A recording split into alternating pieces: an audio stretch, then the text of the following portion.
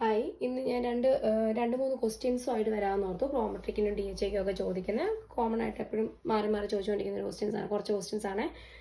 ഇതിനകത്ത് first question എന്ന് പറഞ്ഞാൽ a client is admitted to the health care facility with diagnosis of bleeding. Gastric ulcer ആയിട്ടുള്ള bleeding ആണ് ക്ലയൻറ്റിന്. അങ്ങനെ അഡ്മിറ്റായി എ നേഴ്സ് എക്സ്പെക്ട് ചെയ്യുക this client stool to be എന്തായിരിക്കും, ആ ക്ലയൻറ്റിൻ്റെ സ്റ്റൂളിൻ്റെ കളർ എന്തായിരിക്കും നേഴ്സ് എക്സ്പെക്ട് ചെയ്യുന്നതാണ് ഇതിനകത്ത് ചോദിച്ചിരിക്കുന്നത്. അതിനകത്ത് കുറേ ഓപ്ഷൻസ് വന്നിട്ടുണ്ട്. ക്ലേ കളേർഡ്, അങ്ങനെ കുറേ ഓപ്ഷൻ ഉണ്ട്. അതിനകത്ത് ബ്ലീഡിങ്, GIയിലെ ബ്ലീഡിങ് ആണെങ്കിൽ സ്റ്റൂളിൻ്റെ കളർ എപ്പോഴും ബ്രൈറ്റ് റെഡ് കളറായിരിക്കും, അല്ലെങ്കിൽ ബ്ലാക്ക് ടാറി സ്റ്റൂളായിരിക്കും. അതാണ് അതിൻ്റെ sign of bleeding in GI tract ആണ് അതിൻ്റെ റീസൺ. GI ട്രാക്റ്റിൻ്റെ ഏതെങ്കിലും ബ്ലീഡിങ് ഉണ്ടെങ്കിൽ ഈ സ്റ്റൂളിൻ്റെ കളറ് ബ്രൈറ്റ് റെഡ് ആയിരിക്കും. അടുത്ത ഒരു ചോദ്യം എന്ന് പറയുന്നത് A client with hepatitis C ആണ്.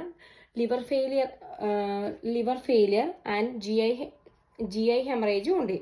The blood products that would most likely bring about hemostasis in the client. അതിൻ്റെ ആൻസർ എന്ന് പറഞ്ഞാൽ ക്രയോപ്രസിപ്പിറ്റേറ്റ് ആൻഡ് ഫ്രഷ് ഫ്രോസൺ പ്ലാസ്മയാണ്. കാര്യം എന്താണെന്ന് വെച്ചെന്നാൽ ഈ ക്ലയൻറ്റിന് ബ്ലീഡിങ് ഉണ്ടെങ്കിൽ ലിവർ ഫെയിലിയർ ആണെന്ന് പറയുന്നുണ്ട്, GI ഹെമറേജും ആണ്. അപ്പം ഈ ലിവറാണ് ഇതിൻ്റെ ഏറ്റവും, liver is the vital synthesis of clotting factor ആണ്. അപ്പം ലിവറിന് എന്തെങ്കിലും ഡിസീസോ അങ്ങനെ എന്തെങ്കിലും ഒരു ഡാമേജോ ഉണ്ടെങ്കിൽ ആ ക്ലോട്ടിങ് ഫാക്ടറിൻ്റെ ആ സിന്തസിസിനെ അത് അഫക്റ്റ് ചെയ്യും. അന്നേരമാണ് ഹീമോസ്റ്റാറ്റിസ് ഉണ്ടാകുന്നത്. അന്നേരം കൂടുതലായിട്ട് നമ്മൾ അഡ്മിനിസ്റ്റർ ചെയ്യുന്നത് blood products that helps clotting. അതിന് ഹെൽപ്പ് ചെയ്യുന്ന ബ്ലഡ് പ്രോഡക്ട്സ് ആണ് നമ്മൾ അഡ്മിനിസ്റ്റർ ചെയ്യുന്നത്. അതാണ് cryoprecipitate and fresh frozen plasma. പിന്നെ നെക്സ്റ്റ് ക്വസ്റ്റ്യൻ എന്ന് പറഞ്ഞാൽ a client recovering from ileostomy that was performed to treat inflammatory bowel disease during discharge. Nurse എന്താണ് നേഴ്സ് ഷുഡ് സ്ട്രെസ് എന്താണ് സ്ട്രെസ് ചെയ്യേണ്ടത് ആ ഹെൽത്ത് എഡ്യൂക്കേഷനിൽ. അപ്പോൾ ഇൻക്രീസ് ഫ്ലൂയിഡ് ഇൻടേക്ക് ആണ് കൂടുതലും സ്ട്രെസ് ചെയ്ത് പറയേണ്ടത്. കാരണം വെച്ചെന്നാൽ ഇലിയോസ്റ്റോമി ഉണ്ടാക്കുമ്പോഴത്തേക്കും ചെയ്ത് വെക്കുമ്പോൾ ഞാൻ നേരത്തെ ഒരു ക്ലാസ് എടുത്തപ്പോൾ പറഞ്ഞിട്ടുണ്ടായിരുന്നു, കൂടുതൽ വാട്ടർ അബ്സോർപ്ഷനെ അത് ബാധിക്കുന്നതാണ്. കൂടുതലും വാട്ടറി ആയിട്ടുള്ള കണ്ടന്റ് ആണ് അതിലേ കൂടെ പോകുന്നത്. അന്നേരം അത് ഡീഹൈഡ്രേഷനിലോട്ട് പോകും.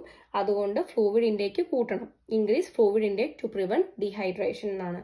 പിന്നെ അടുത്ത ക്വസ്റ്റ്യൻ എന്ന് പറഞ്ഞാൽ എ ക്ലയൻറ്റ് അഡ്മിറ്റ് ചെയ്തിരിക്കുകയാണ് ഹെപ്പറ്റൈറ്റിസ് A ആയിട്ട്.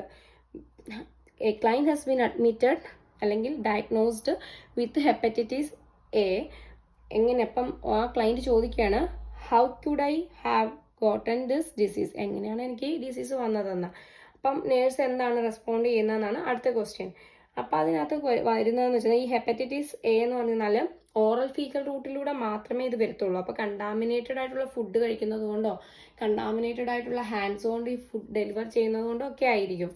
അല്ലാണ്ട് ഇത് റിയല. അതിനകത്ത് കുറേ ഓപ്ഷൻസ് വന്നിട്ടുണ്ട്. ബ്ലഡ് ട്രാൻസ്ഫ്യൂഷൻ വഴിയാണോ, അതേപോലെ സെക്ഷുവലി ട്രാൻസ്മിറ്റഡ് ആണോ എന്നൊക്കെ ചോദിച്ചു. പക്ഷേ അതിൻ്റെ ആൻസർ ഹെപ്പറ്റൈറ്റിസ് A ആണെങ്കിൽ ഓറൽ ഫീക്കൽ ആയിട്ടുള്ള അല്ലെങ്കിൽ കണ്ടാമിനേറ്റഡ് ആയ ഫുഡ് കഴിക്കുന്നത് കൊണ്ടൊക്കെയാണെന്നാണ്.